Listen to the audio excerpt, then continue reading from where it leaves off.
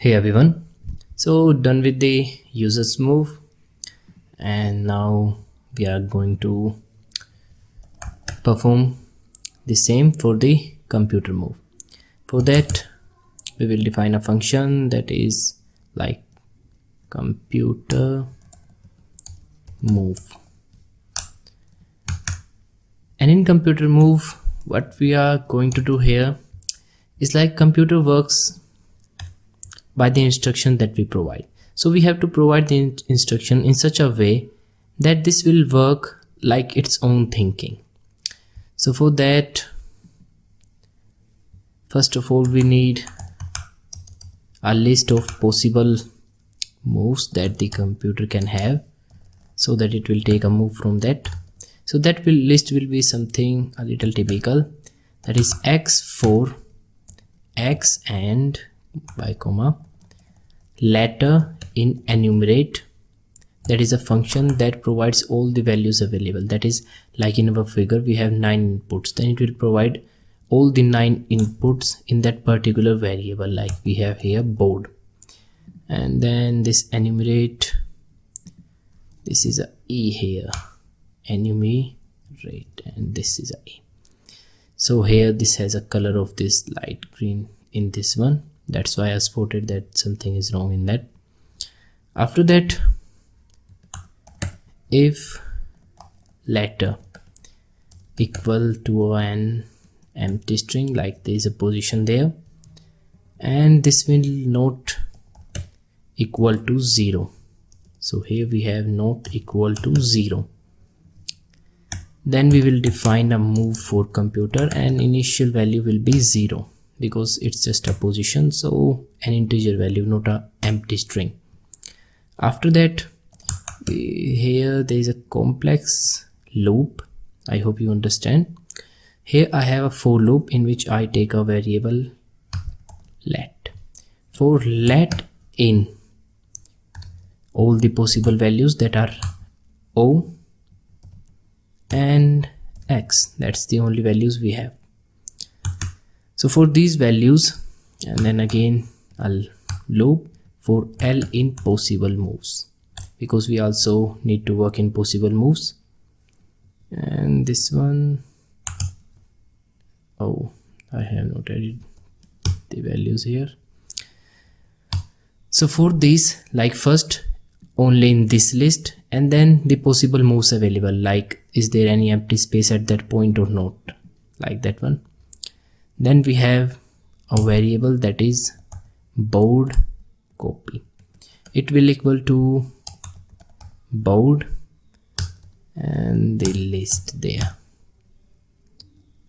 After that, we will update the board copy at particular I, and sorry, we have taken L here. Let me also convert this one I, because I is a basic variable.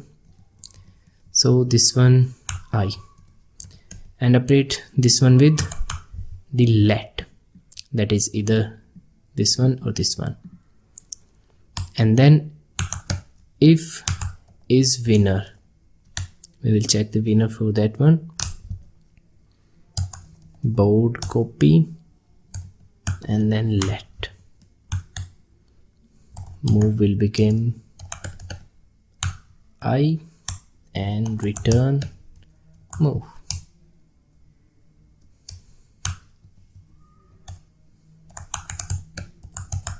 So here something is like, here first I'm checking by taking a variable that is let, and that will perform a loop in a list in which we have 2 elements, that is O and X.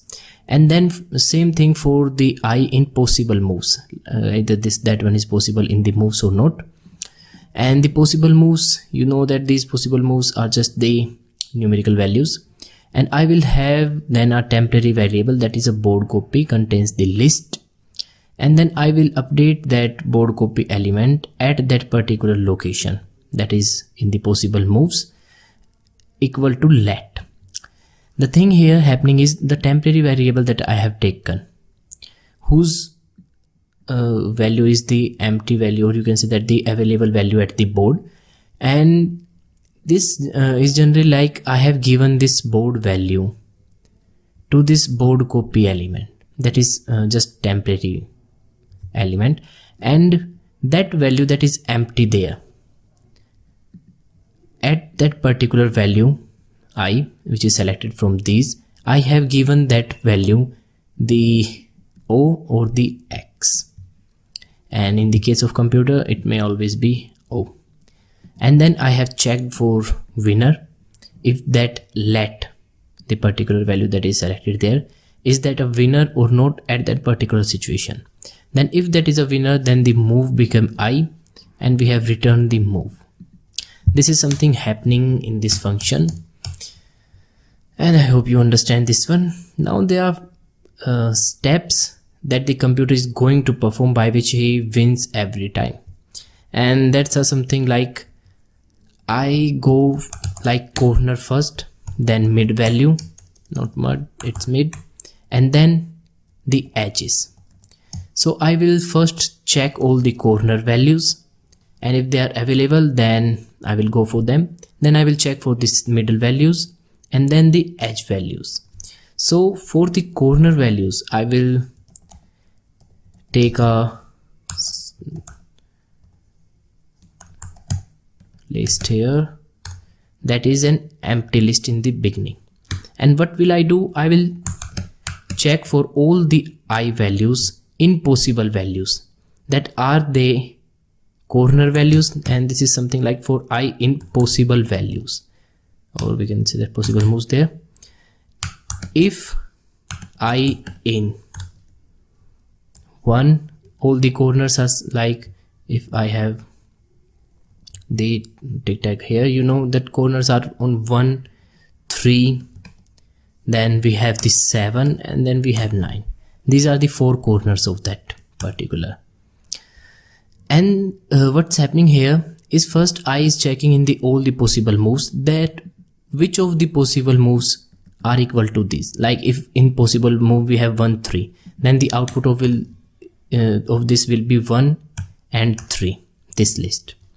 So if any of this is available, I will update this list, that is corners open, and append this one with all the available values. Like if 1 is available, it will be appended with 1. If 3 is available, then it's also appended with 3. So here I get the list of the available values. And if there is some available values, like what if there is no value available? So we also need to check the available values, and I am telling you this one is in little faster way because battery is about to die. So here I have length of corners open, that is like when I check for all the values available. If there are no values, then the length of corners open will be 0. It will not be anyone. So if that is greater than 0, then what will happen in that case? So in that case, my move, that is my location at which I need to store the value, will be randomly from all these value available. Like if I get an output of the list 3 and 9, then the computer will select a random value from these two and make move to it.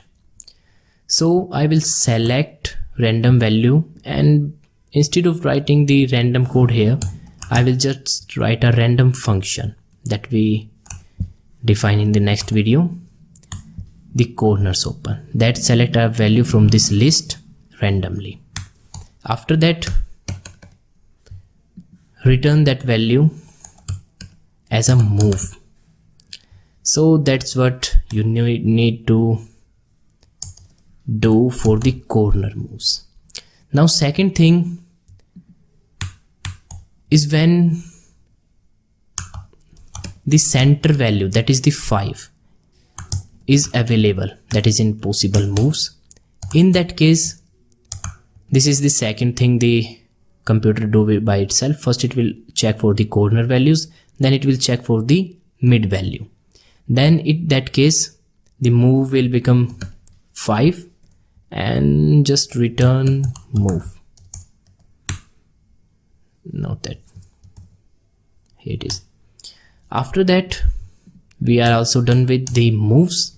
Then we will do the same thing for the edges. So we will have a list that is edges open and an empty list. Then for I in possible moves, not this thing, I in possible moves, what I will do, I will search the I in the edges, and the edges we have are 2, 4, 6 and 8. You can also count these on your tic tac toe. After that we will append that edges open with the I values. I hope you get it. Now we have a list of edges open in which we have any of these value. Then to enter that value we will do the same. If length of the edges value, edges open here, is greater than 0, so in that case our move will again be something like select random out of the edges open and then just return the move. So here we are done with this. So this is the AI code that will actually work like computer own thinking capability, and it will provide us the output that doesn't let us win. So here we are done with the computer move also, and battery makes it. So we have done all these functions. Now we will continue in the next video. Thanks for watching.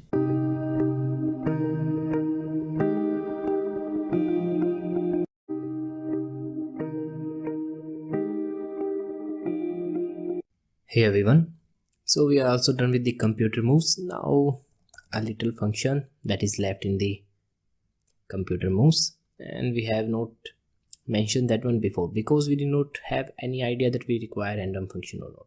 So this is the again thing you need to note, that whenever you write something, the function will get again and again that you need this and you need that. So here we will define that function, and I forget the name, that is select random, and here it is select random, and we will pass the parameter that is list because it's selecting from the particular list that is available there. Then for that random we require to import the random, and that's another thing that you can import even in a function. So there is no boundary for you in Python, you can do anything you want to. After that we will take a variable ln and give it a range of the length of the list, because this actually means that we get the index range. After that we can select anything from that one. It's just like if I have a list that is equal to something like x is equal to 1, 2, 3, and if I get the length of this one, that is you get 3, so I have the 3 range of mine. So I will use something like random dot rand range, and then it will begin from the 0th index to the ln, which is 3 in this case, and it will be counted for 0, 1 and 2 because the range top is not counted. So here generally we get the range of the indexes, and one of these indexes is randomly selected and stored in the variable r, and then we will just return the list value at that r. So we are just selecting a random value from this list by using the range of its indexes. So that's what we are also done with the random function. So we have created now all these functions. You can just step by step also check the errors there, if there is any error or not, so that you will not get error in the end. So here in this winner code also add these parameters, that is the parentheses in the starting and the last, because we have separated this again and again in different line. Maybe we get the syntax error. So to prevent that, do that thing and make a look at other functions also. So that's what we can do in the last. So we are just left with developing the interface and the main logic. So see you in the next video.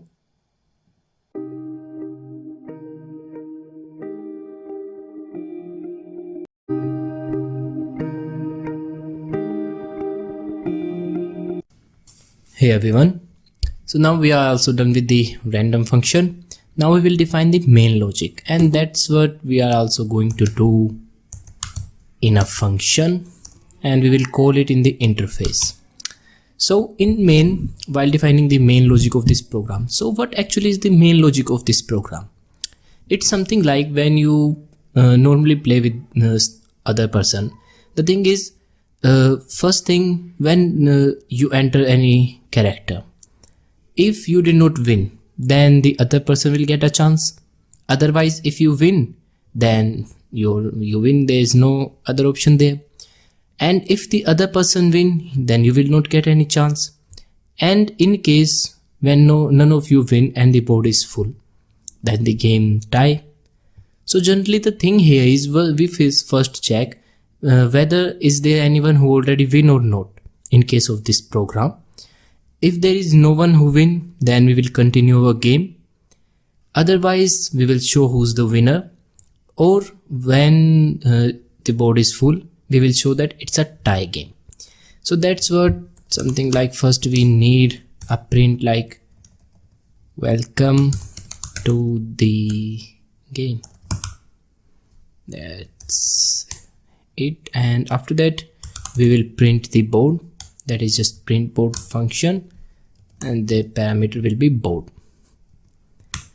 After that, again we have now two conditions, while the board is full or not. If the board is full, we will just call if board is full. That is I believe, yes, that one it is board full, while this board is full. So in that case, we will just end up our program by writing print and then tie game. This is about when the board is full. And what about when the board is not full? So we will define that one here, because board is full is defined later. While we will check while the board is not full, because we require it again and again, because the turns will continue up to 9 times. That is one user computer again and again up to 9 times. So while is the board not full? So if we have while is board full. So let me check the name here, I is small, so here I is also small. So here not is board full, when the board is not full, and the parameter will be board. Now we will check here that is there any winner or not. If there is someone who already win, then we will show that he is the winner. Otherwise, we will continue our moves. So first we will check for the computer, that is the computer win or not. So we will use if not win, like we will just check is winner or not. So we will use is winner, and in is I have I capital, so this one is okay there. And then if is winner, and the parameters will be, because in that is winner what we are doing, we are checking the board values to a particular letter. And what are the options in letter we have? That is O and X. So we have two options there, O and X, and the parameter will be board. So here we have first parameter will be board, and second is the letter that is for computer, that is the O. Yes, that's the O. And in that case, if the computer is not the winner, so in that case we will give the player move, and then we will print the updated board. Like the board is updated again and again whenever a new entry is added. Else else means that the computer is win, because we get false in that condition. So print just something like sorry you lose, something like that.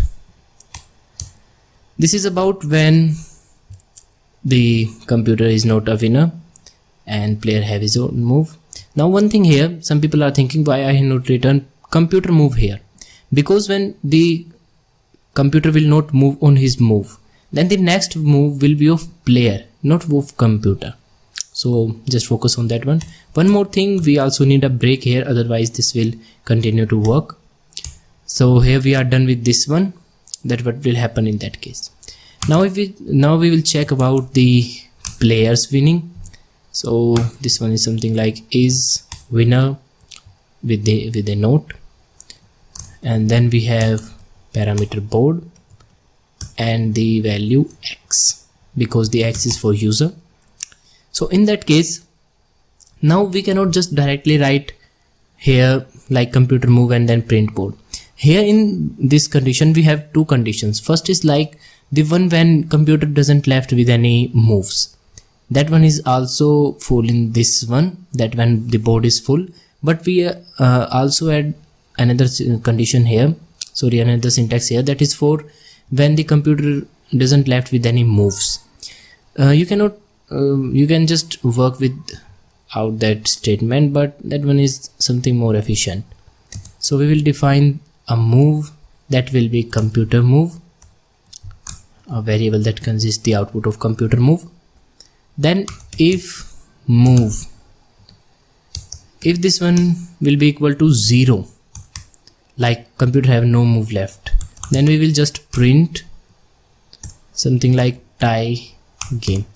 And this is the reason we get twice the tie game, because when we have all the board full, then the next move will be of the computer, and the computer when get 0 moves, it will again print tie game. If you do not want double tie game, just leave it empty, and then you will get a single tie game.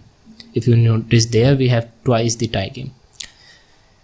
So in here else, in the else condition, we will just do the insert letter, that is the same like the user input that we have done there. So here we have the insert letter O, and position will be move, because insert letter also have two parameters. So always focus on parameters, otherwise you get error. In that case, we will also print the thing like computer placed an O on position, and then we have move, that will be the position of that, and these dots there to make it a little interface friendly. After that, we will again print the updated board, and that's it. Now we are done with that. Just one thing here, like when the user win. So here with this if, we have another else that will be like print and something like not outside the parentheses, you win, and that's it. And then we have a break. So this is our main logic of program, and I hope you understand this one, because this one is not much typical, and I believe it's very easy, that there are only two possible conditions, like whether someone win or not. So when the computer doesn't win, we have the players move, otherwise we lose. If the user doesn't win, then the computer have move, otherwise we won. And then we have a condition in which board is full or not.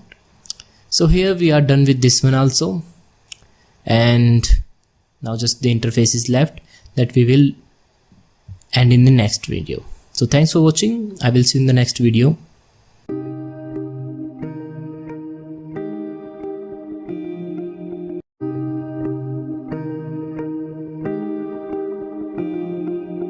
Hey everyone, so just left with developing the interface and how the things will work. So for that, we'll just loop use a loop, that is while it is true, and this while is something that we have also used in player move, run is equal to true.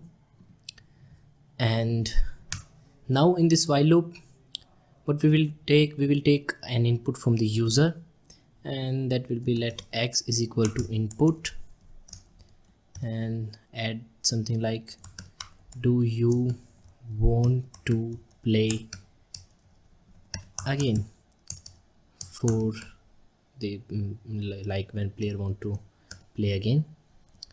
And in that we have options like y/n, and then we will check what's the input of the user and x, and convert the x into lowercase letters, because sometimes people enter capital letters there. So when x dot lower equal to y, in that case just print the empty board, that is board is equal to, here we have string empty, that is the board we have defined here. Otherwise you will not get the board when you print the main function board, there you will not have option to provide the input. So this one is necessary, so add this one. So board is equal to this one, just copy that, control command C and space command V. So done with that, then print a partition line, something like that. So it will separate our code from main program, then call the main, and just otherwise in case when the person enters n or something else, then just break the program and get out of that. So here we are done with this code, and if you open that one, this is a large code, 133 lines and even double of that hangman. So here, so focus on these codes while writing, because larger codes are more prone to errors. Now let me give it a try. After saving this one, command S and tic-tac-toe.py. So here it's asking for y, and I have y. Here I got this one. Then if I try 2, 3, 5, here sorry you lose. So it's working fine, and rest we will check in the next video. So thanks for watching. I will see you in the next video.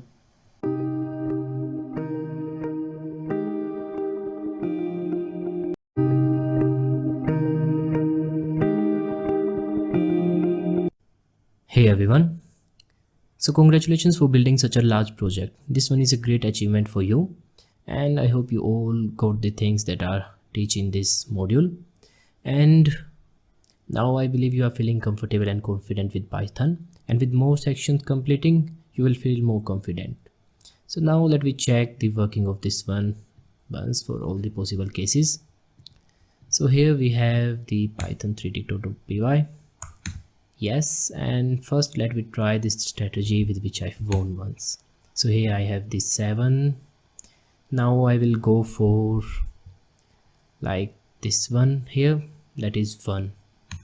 Now he blocked me there because I'm going to win there, but now I have a chance to make the computer get stuck in that, like 3. Here I got 5 and I win.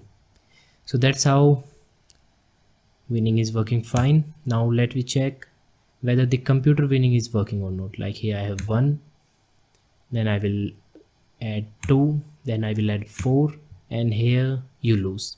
So this one is working completely fine, and when I enter something else, here I get out of this one. So our program is working completely fine.